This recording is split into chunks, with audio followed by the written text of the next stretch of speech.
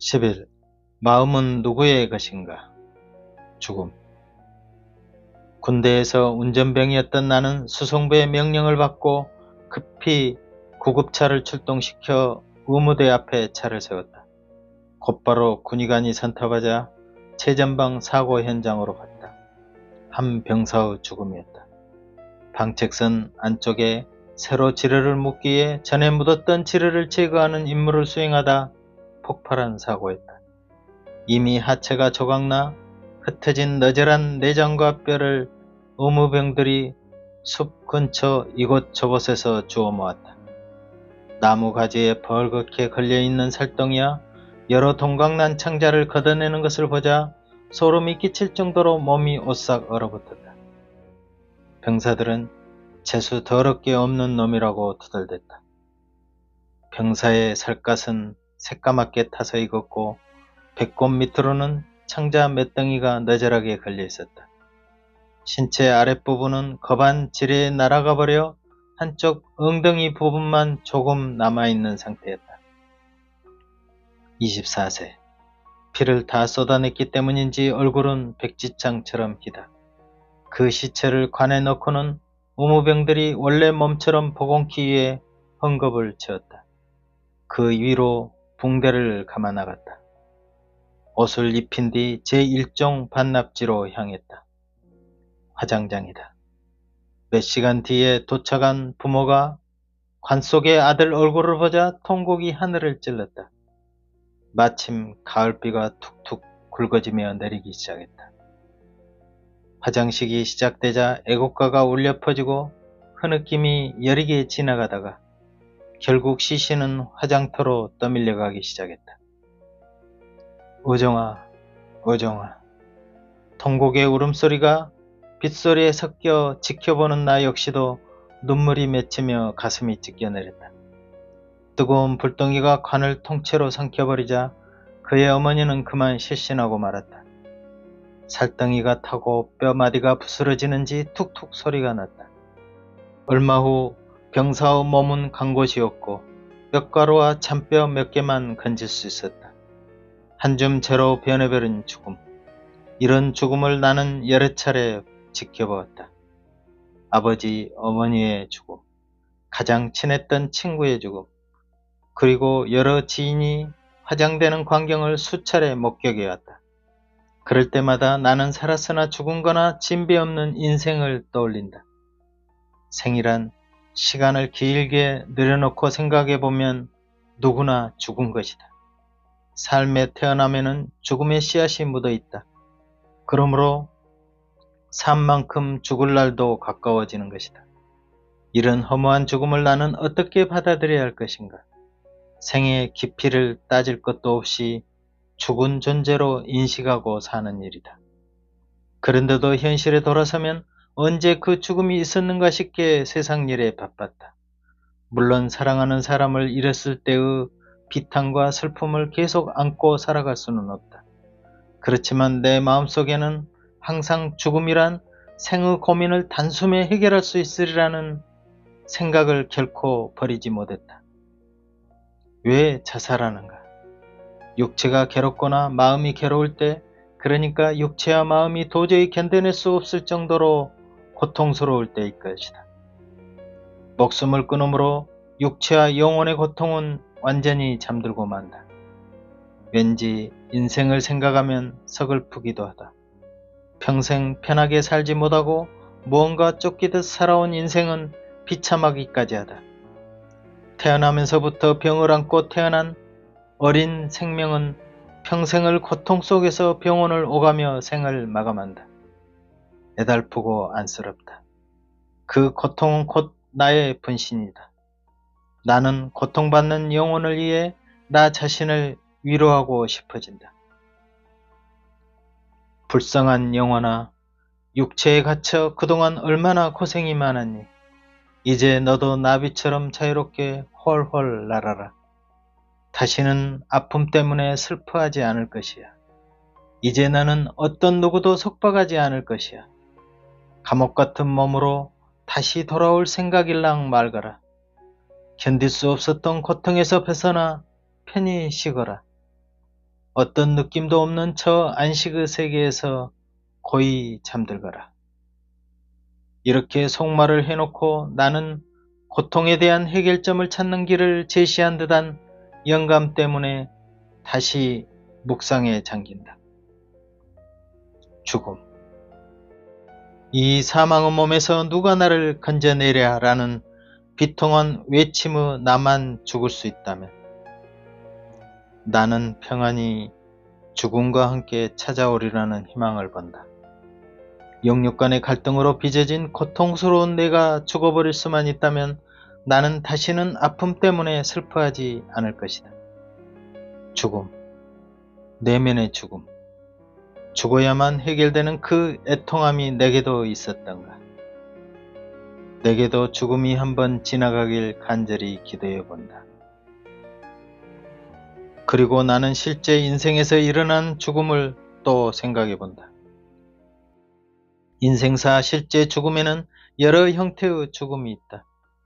늙어서, 병들어서, 죄인은 사형대에서, 전쟁터에서, 타살로, 또 괴로움을 떨구기 위한 자살 등등 이유 없는 죽음은 없다. 지금도 세상에는 전쟁을 통해 무수한 사람들이 쓰러지는 갈대처럼 죽어간다. 전쟁에서는 온갖 고통과 학대와 피투성이로 상상하기조차 힘든 죽음들도 수없이 보아온 바다. 그런데 한 사람 예수가 십자가에 못 박혀 죽었다는 것이 무슨 대수라고 그렇게 떠드는가 싶어질 수도 있다.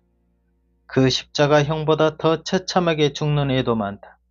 사지가 찢겨 죽거나 끓는 물에 튀겨져 또는 손톱, 발톱은 물론 눈을 빼고 톱으로 뼈를 자르기도 한다. 거꾸로 매달아 놓고 후려치기도 하고 몸에 기름을 발라 불태우기도 한다.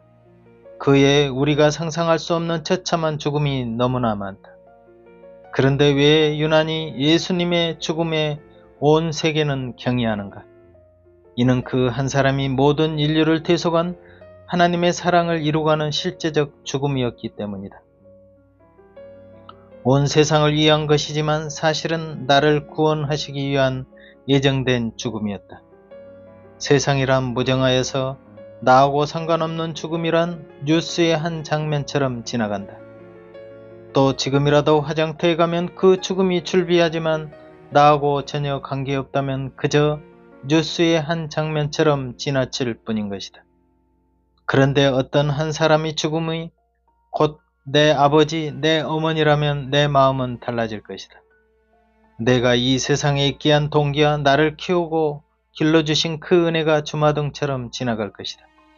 이처럼 부모님의 헌신이 내게 직접 영향을 미쳤으므로 나는 그 죽음을 나와 연관지어 생각해 볼 것이다. 그렇다면 우리의 영적인 면에서도 그러하다. 하나님은 나의 생명을 있게 한 원천이며 우리가 전혀 알기 전에도 사랑을 이루게 놓은 사실을 알게 된다면 나는 마치 커나가면서 부모의 사랑을 차츰 더 눈뜨게 되는 것과 흡사한 예라고나 할까. 그래서 내가 생각하는 죽음은 내면의 죽음으로 현재 죽을 수 없으나 죽었다고 간주할 수 있는 그런 해방의 죽음을 원한다. 그런 나는 나를 위해 돌아가신 부모님 같은 순수한 사랑을 떠올린다.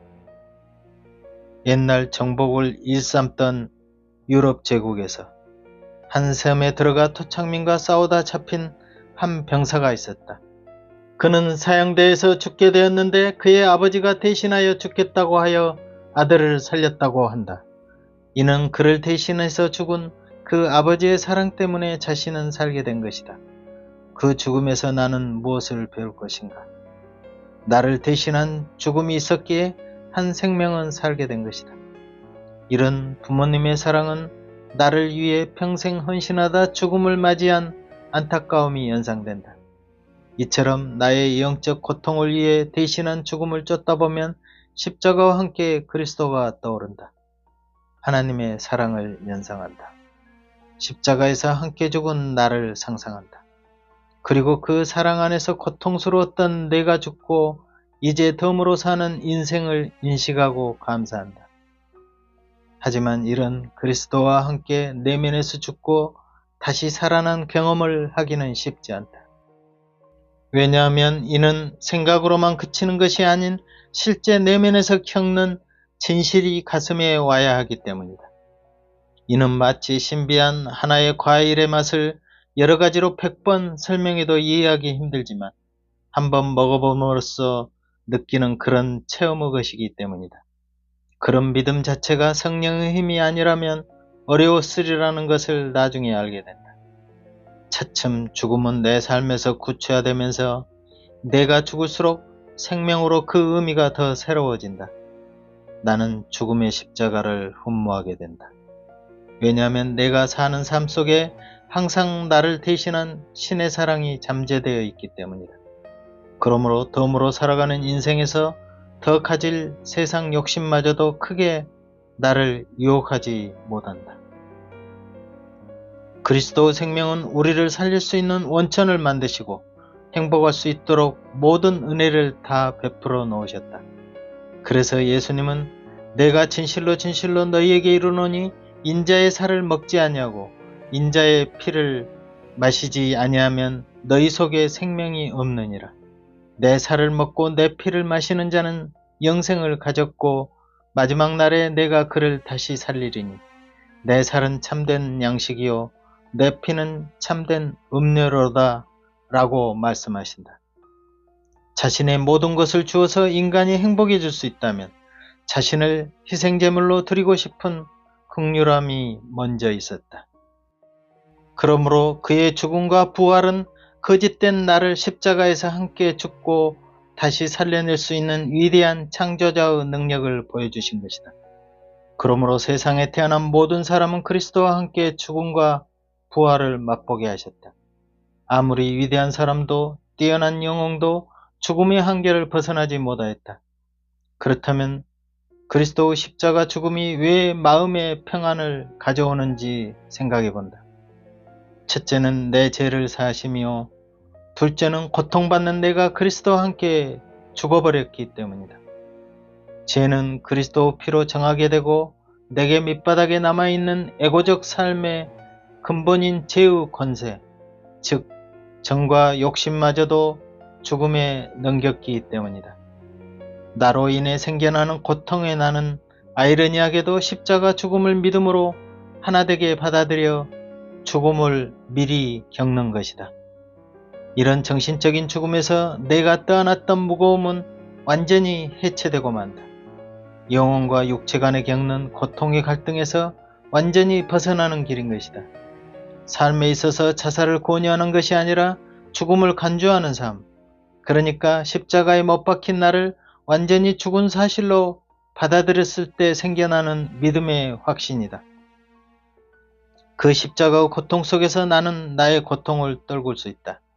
에덴을 잃어버린 인간 삶에는 고통과 한숨, 근심, 걱정이 병이 되어 죽어가는 연약함을 하나님은 잘 알고 계셨다. 그런데도 인간의 욕심은 끝이 없었으며 살인과 교만으로 세상을 정복해 나갔다. 물로 심판하신 그분은 이제 불로 세상을 심판하시기로 작정한 바 그런 인간의 어리석음에서 구원시키고자 죽음의 대표자 예수님을 보내셨다. 그러므로 그는 온 세상 죄를 지고 가는 하나님의 한 마리 어린 양으로서 나와 관계를 맺은 것이다. 그래야기에 그의 죽음이 나의 죽음과 상관관계에 있다는 것을 알게 된다면 그것이 바로 믿음이다. 믿음이란 나와 타인과의 관계에서 성립되는 신뢰이며 알미다. 그래서 그 하나님을 알아간다면 믿음은 자연 생겨나는 것이다. 그의 죽음이 내 죽음이 되지 않는 것은 그 사실을 모르는 무지 때문이다. 고통의 원인이 되는 죄와 그 뿌리인 정욕과 욕심의 원천인 거짓된 나를 위해 대신한 그 그리스도 죽음은 절대 헛되지 않으셨다. 최고 선을 행한 어떤 인간도 나를 대신할 수 없다. 하지만 나를 대신한 죽음으로 받아들일 수 있는 유일한 분은 예수 그리스도시다. 이는 하나님이 기쁘시게 받으시는 제사다. 그의 죽음으로 나의 죄와 죄의 권세에서 해방하여 새 생명을 주시는 하나님의 언약이시다. 그러므로 십자가 죽음만이 인류를 구원할 유일한 길이었기에 그리스도는 어린 양으로 묵묵히 자기 길을 걸어가셨다. 우리 죄를 위해 구약의 제물로 바쳐 제단에 피를 뿌렸던 어린 양을 생각해보자. 그 어린 양 속에 예수 그리스도를 보아야 하고 그 예수 안에서 또 나를 보아야 한다. 예수의 죽음이 내 죽음인 것은 하나님 앞에 죽음으로 저주를 받았고 동시에 부활로서 축복받았기 때문이다. 이는 그리스도와 함께 포함된 죽음과 부활이기 때문이다. 나는 그리스도와 함께 십자가에 매달려 심판으로 인한 온갖 저주를 다 받았기에 정하여질 수 있는 것이다. 그때 나는 이미 그리스도와 함께 장사되었다. 이 죽음은 그리스도께서 친히 대신하신 것이다. 내가 도저히 할 수 없는 그 죽음을 내가 믿음으로 받아들일 때 나는 내면의 죽음을 체험하게 된다. 이는 성령을 통해 거짓된 나를 내려놓으며 그와 함께 정과 욕심마저도 십자가에서 죽게 되는 그 실제를 맛보게 된다. 그 믿음은 나의 삶을 변화시키고 바꾸어 나갈 힘이 있다. 그 믿음이 실제라는 것을 그리스도 예수의 제자들이 죽음을 통해 보여주셨다.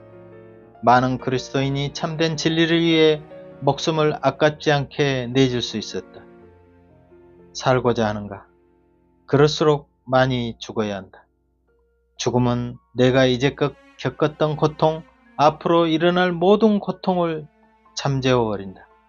그리고 그 어떤 감정과 이성마저도 무력하게 만들어버리는 힘이 있다.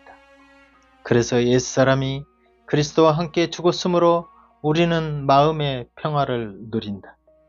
예수의 죽음에서 나를 죽음에 내던졌을 때 천국을 맛볼 수 있다. 박 작가의 하늘가락지에서 마음은 누구의 것인가로 이어가겠습니다. 감사합니다.